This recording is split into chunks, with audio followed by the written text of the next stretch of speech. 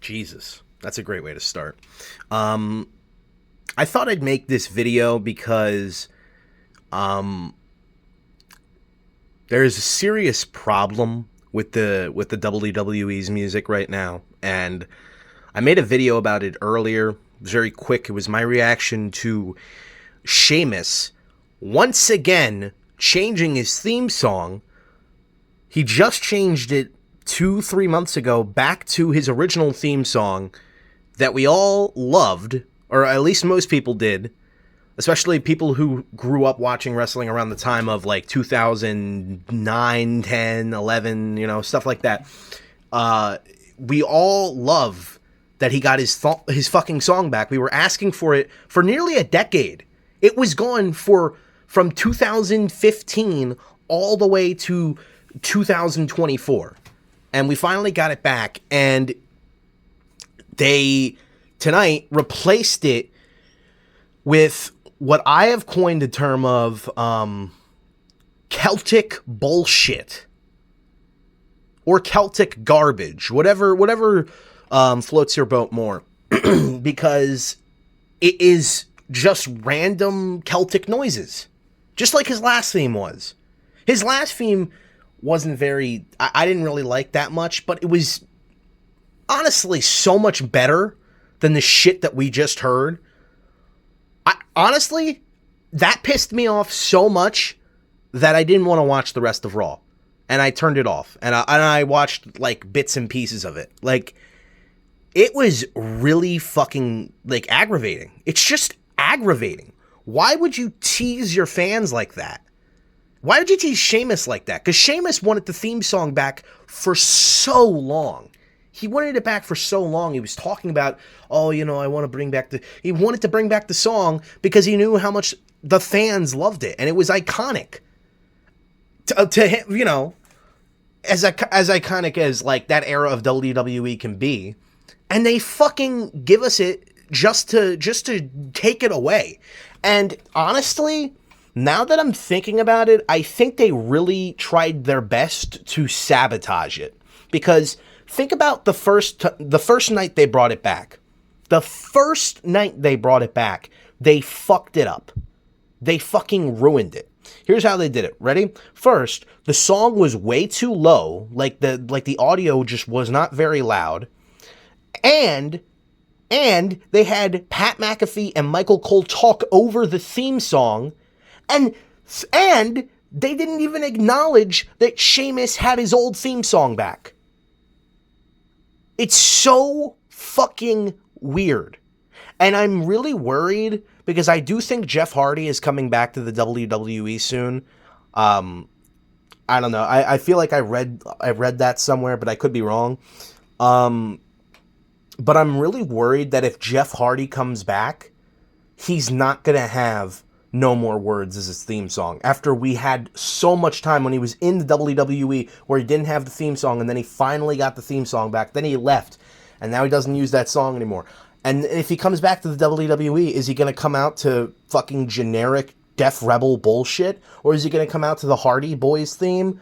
I want to hear No More Words if Jeff Hardy comes out. I want to hear, it's a shame to pay lobster head or lost her head, whatever he says in the fucking song. I want to hear that when Sheamus comes out. I want to hear Broken Dreams when Drew McIntyre comes out. And why don't we have these songs? You know, I get having Death Rebel. You know, I get it. But why are you not at least paying for these songs that are already made for you? How much could it possibly cost? Because it's not a multi-million dollar company. It's a multi-billion dollar company. There is no excuse for this fucking garbage music that is cheap as fuck. I know it's cheap as fuck to make. I just do not understand this. Honestly, I cannot understand this. Is WWE, were they conned? Did they get tricked by Death Rebel? Did Death Rebel send them like one or two good tapes or whatever? And then they're like, oh yeah, these guys are good. And then it turned out that Death Rebel is just trash, and now WWE is stuck with them. I don't know. I heard that their contract goes up in 2025, and if that's the case, fucking good riddance.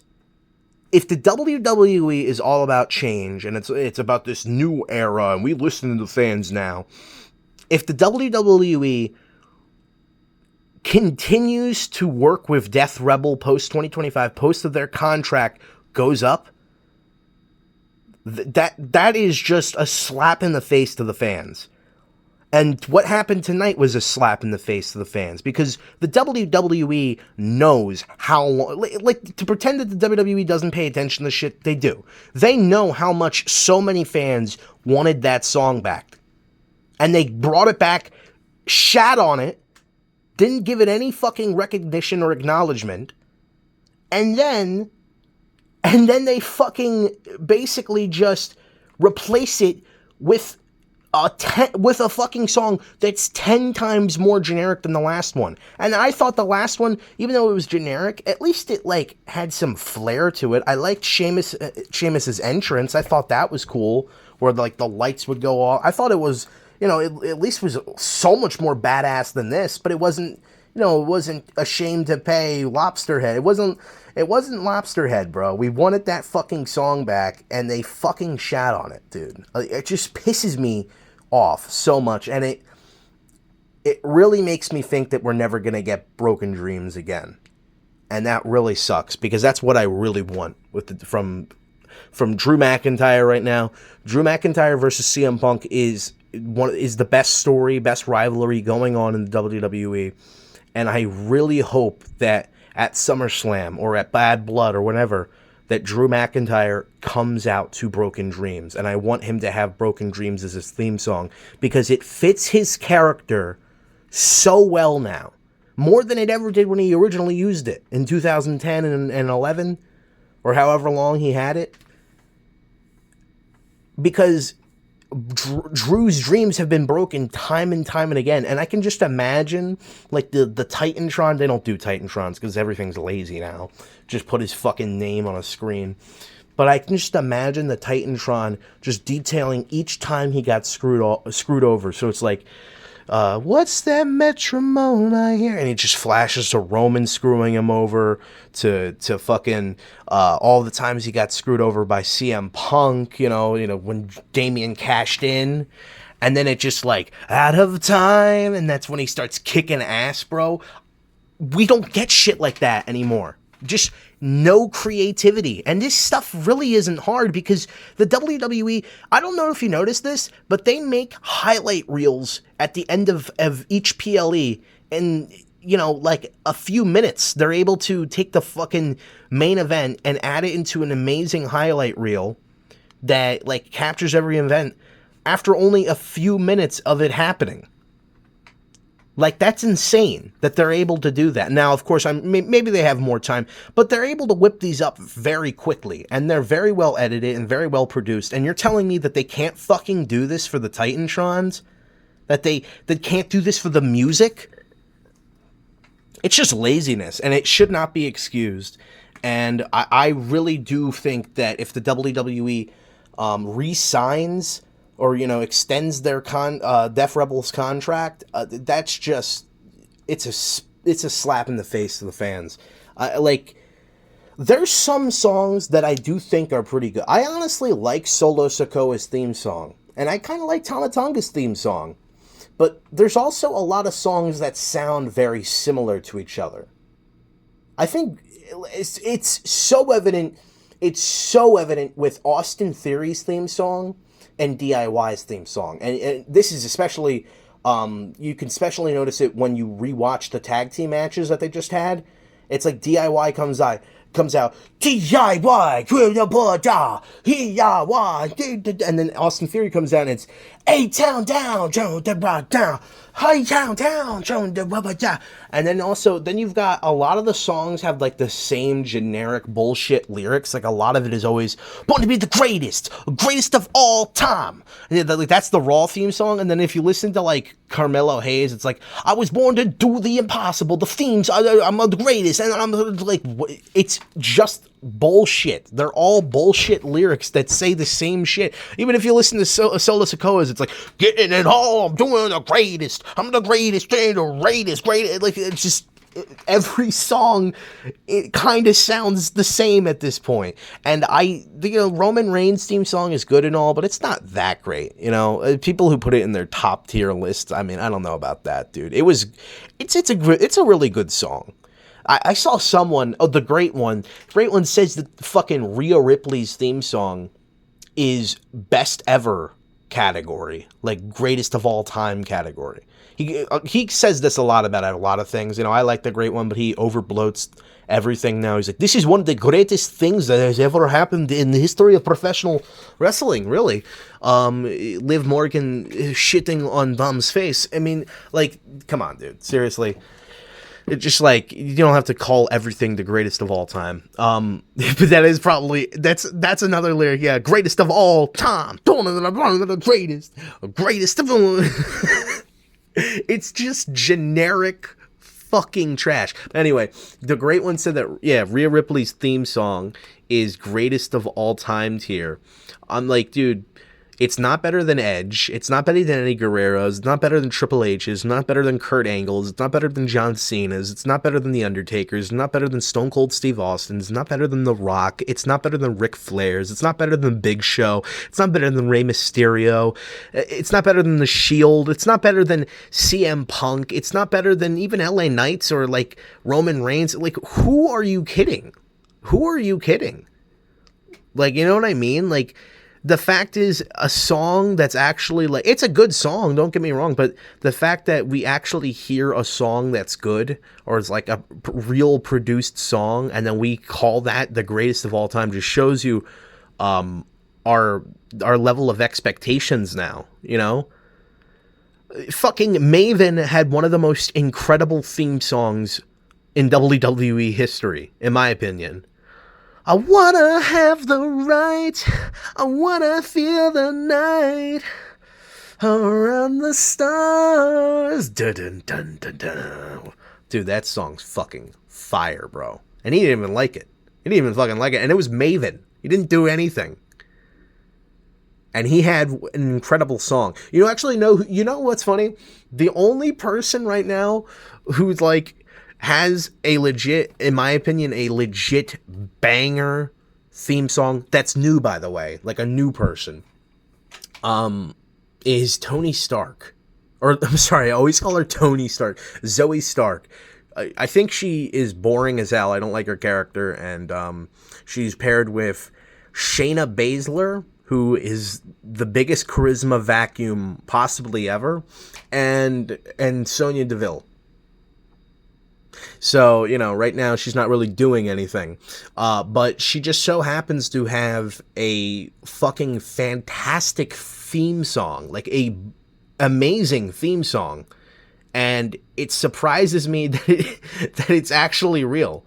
And it is, I think it's honestly it's not as good as Maven's, but it's very similar to Maven's. So it's just funny that the two, like Maven was kind of a nobody and he got this amazing theme song, and Zoe Stark is essentially a nobody right now and has this amazing theme song. So it's just funny. I drew that parallel.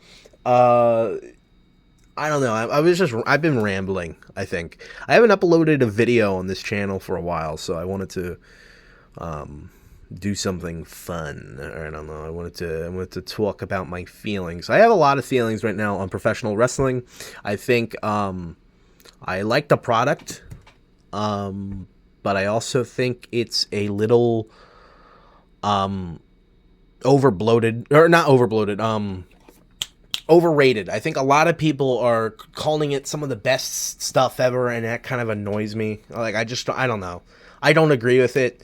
And I think it shows that a lot of people who say this haven't watched wrestling prior to like 2010, because they're used to garbage. They're used to absolute trash. And now that they're getting something that's, very, very good, like I think that the product is very, very good right now. They are, of course, now they're putting it on a pedestal that it's really not on. I don't think that, I don't think that this is going to go down as the greatest era of wrestling. And I also think that the WWE needs to stop feeding into its own ego, and people are buying it now. Like the WWE, when the WWE would inflate their numbers, people would call it out. But I feel like now more and more people are just buying into this hype. They're saying that the Liv Morgan and Rhea Ripley thing was seen by 150 or 200 something, 50 million people or whatever. It was seen by all these millions and millions and millions of people. But what they're really doing is, for each post that was made about Liv Morgan and Rhea Ripley across YouTube, Twitter, or X, yeah, I sound like a boomer when I made that joke. Twitter, Facebook, fucking Instagram, Snapchat, whatever the fuck. They're taking all of those combined views and likes and stuff, and they're just of all different posts and videos, and they're adding them together, and then they're saying, oh, over 50 million people were liking, watched this. Like, I think Pat McAfee legitimately says 50 million people watched this. Like, that's fucking Super Bowl level amount of people. Like, like, who are they trying to kid? It's so ridiculous. They did it with the Backlash thing, where they said it's the largest attended, or what was it? The largest gate for a fucking arena show. They made it seem like it was a big deal. Well, they overcharged their tickets. And a bunch of people bought them, like 11,000 people. And it's like, wow, yeah, see how successful they are. They made it seem like they were bragging about it like there was so many people in the arena, and not just them overcharging 11,000 people. You know what I mean? Like, the WWE like to do that a lot. They like to inflate their numbers. And it's, I don't know, it just bothers me that I think a lot of people are buying into the hype. I don't like also how heels and faces are being handled right now. I like Cody, don't get me wrong, and I like that the Bloodline are being trashed. Actually, no, they're not really. No, they're not. Never mind. I was going to say they're being trashed. I was actually thinking about it, and it's really commentary. It's the biggest fault is with the commentary and the music right now. I like Michael Cole and I like Pat McAfee, but I'm so bothered by why don't the heels get shit? Why don't they get the shit they deserve when they do it? You know what I mean? And why are certain heels protected so much? Like Roman Reigns, he would cheat people all the time. He would cheat people all the time out of the WWE title. He would constantly screw people over. And Michael Cole is telling us that we must acknowledge our tribal chief after each screw job, when he should be going after him and being like, what the hell? I cannot believe that we have to call this guy our champion. The guy just screwed over Cody Rhodes. Cody Rhodes should have finished his story here at WrestleMania 39. And Roman Reigns, once again, has to cheat to win, gets help from Solo Sikoa. And that's when Corey Graves or Wade Barrett would be like, oh, please, you're just complaining because your hero, your false idol, Cody Rhodes, lost. Your best buddy, Cody Rhodes, got his shoulders pinned to the mat for the 1, 2, 3, and in the record books, it's going to show Cody Rhodes is a loser and Roman Reigns is the undisputed WWE champion. That's what they should be saying, but instead what they're saying is, we must acknowledge him. But now, with Dominic and Drew McIntyre, who right now, let me explain. They're going after Dominic for literally being sexually harassed by Liv Morgan, and obvious circumstances happening where and then like Michael Cole's like, he's gonna have some explaining to do. Like, Dom, what have you done? Like, he's being basically assaulted. Like, Michael Cole should be like, well, I don't like Dominic, but to be quite honest with you, I think Liv Morgan is just obsessed. Like, anybody watching the situation can clearly tell that Dominic is not, like, in the wrong in that. But that's the time that Michael Cole takes shots at the heel. Not when it makes sense. like with Roman Reigns when he screws people over, but randomly.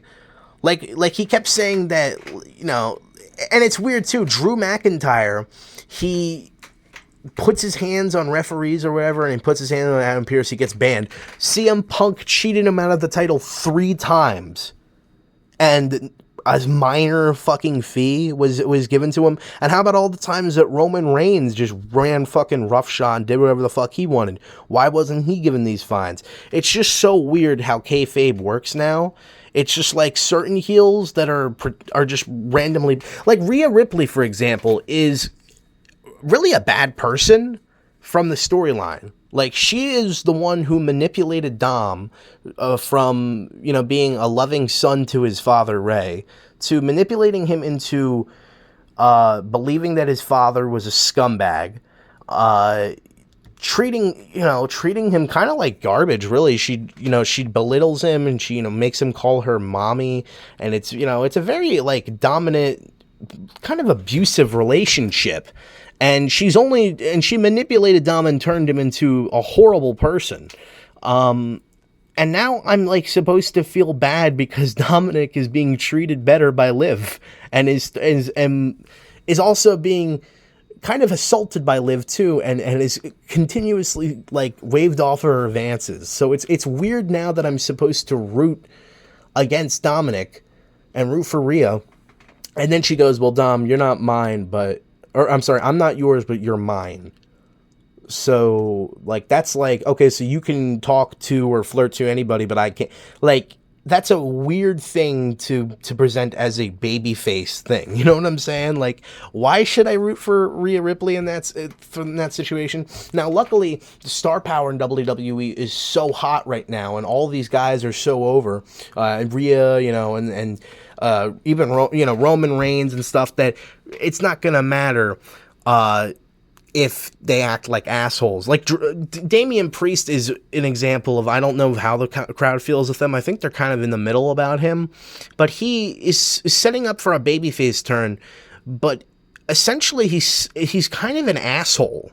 Like, he treats the Judgment Day, like, terribly, and he laughs about Dominic getting in trouble with Rhea and stuff, and doesn't seem to understand. He's like, why haven't you done anything about Liv? And he doesn't want to help any of the Judgment Day people out. Like, he's just kind of like, oh yeah, you guys handle your own situation. You guys need me more than I need you. And it's just like, he's kind of acting like a douche.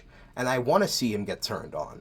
You know what I mean? It's same kind of with Rhea. I don't know. That's just my feeling. I don't like the way heels are presented anymore. And I don't like the way, kind of faces are being presented, too, because the faces are starting to be like, I don't know, they're bad people. Why am I supposed to root for them? But you know what? I kind of felt similarly about the Attitude Era.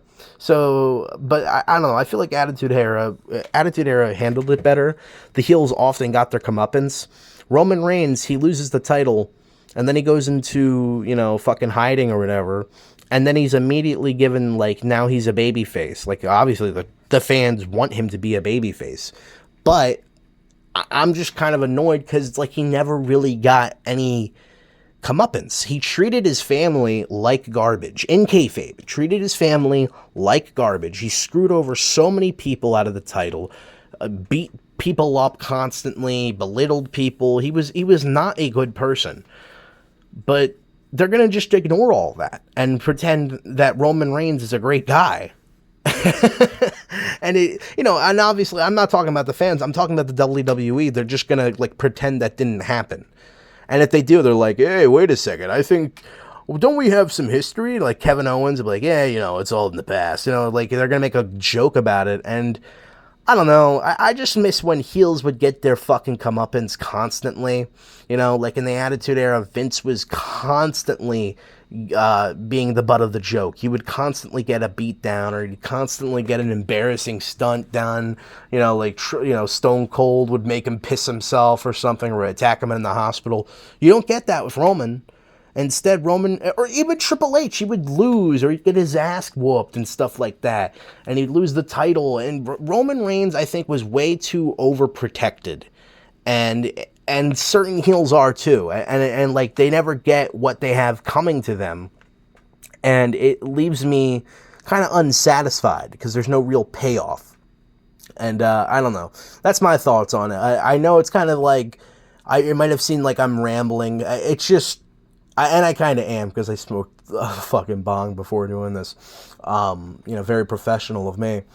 I hope you guys, if anybody listened to us, enjoyed it. Yeah.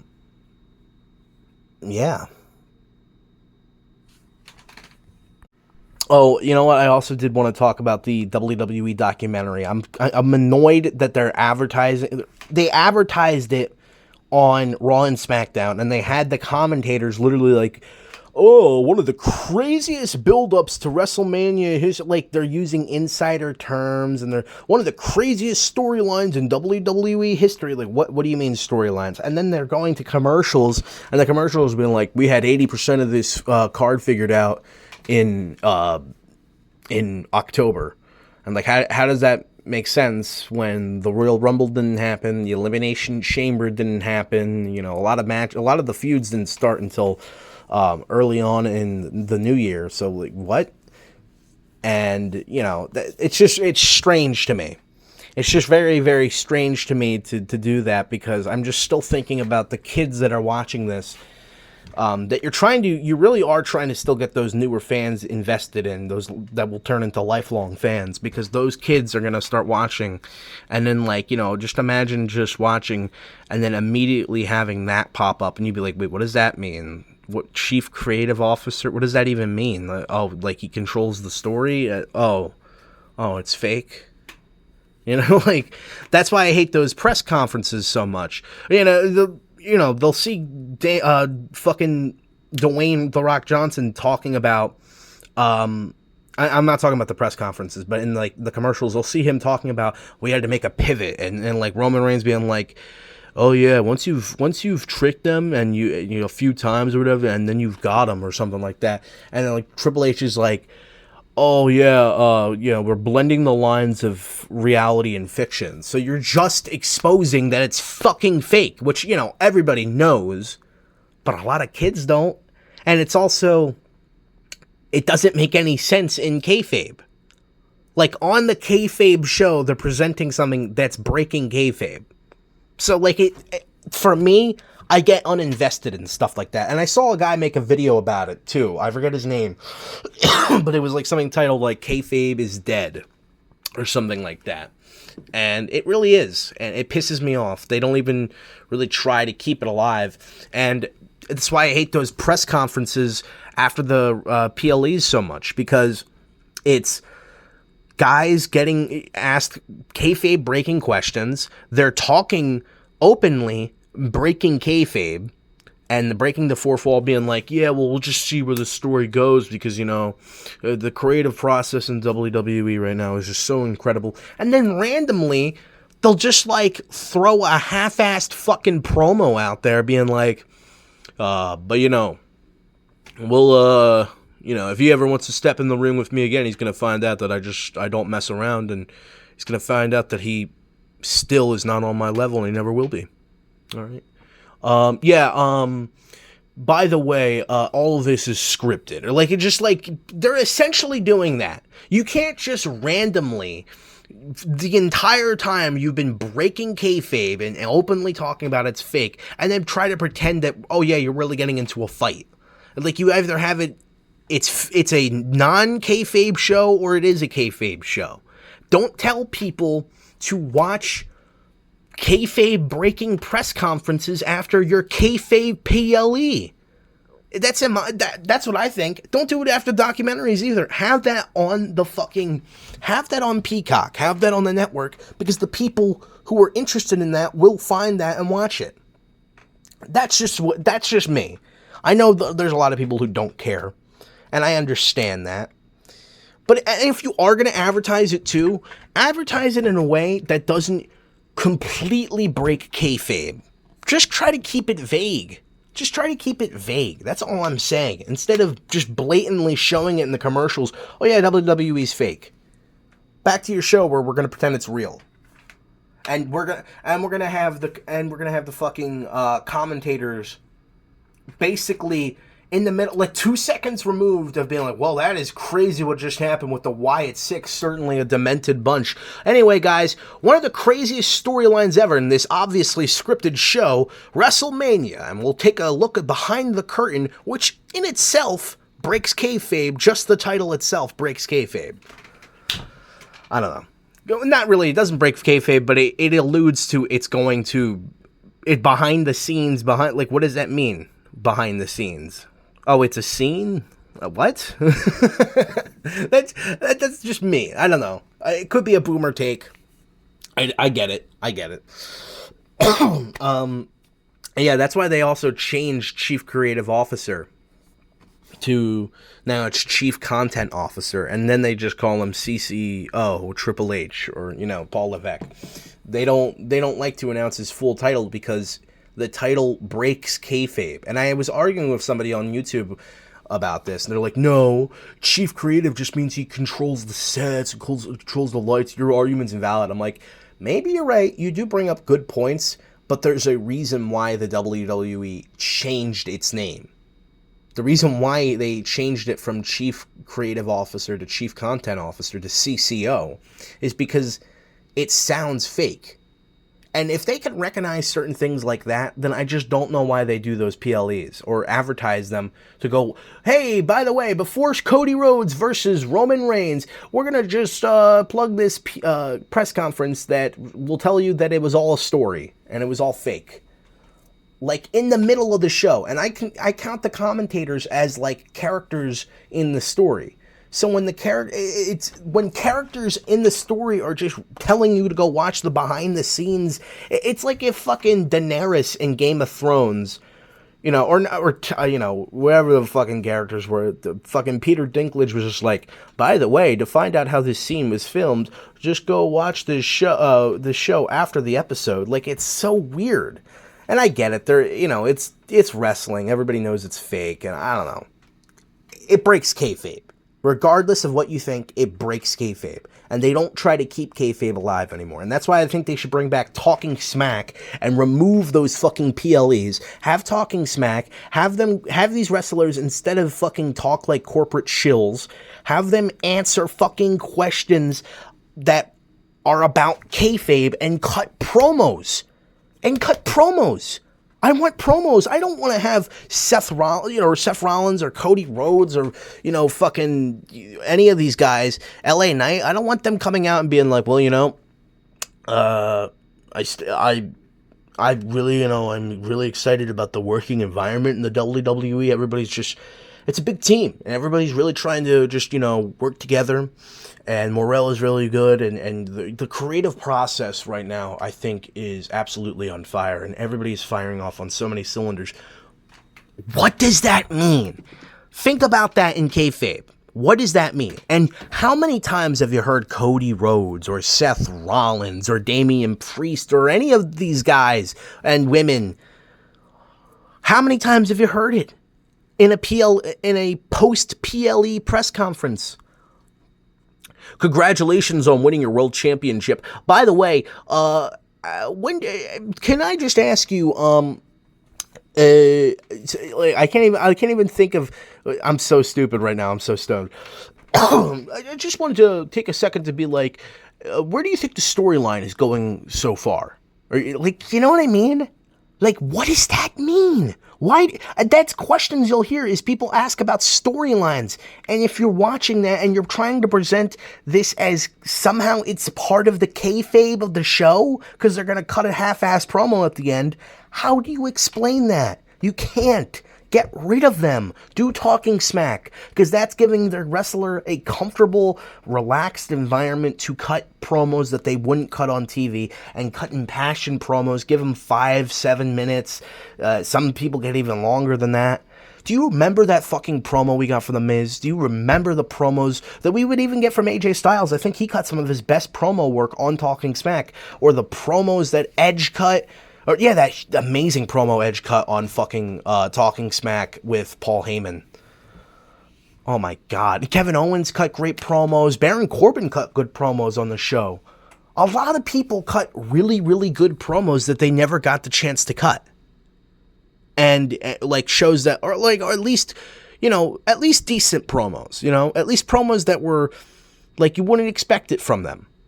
And it gave you an interesting dynamic. Like, people would argue on the show. Sometimes, I think there was a time where Dolph Ziggler was on the show and The Miz was on the show, and they were just arguing, and The Miz and Daniel Bryan hated each other. That's how they developed their feud. And I just don't know why they got rid of it. And I know they do some sort of like post-SmackDown talk thing. It's just not the same. It's just not the same. Anyway, I'm done rambling. I swear this time. If you've listened to this whole horrible video, I really do thank you.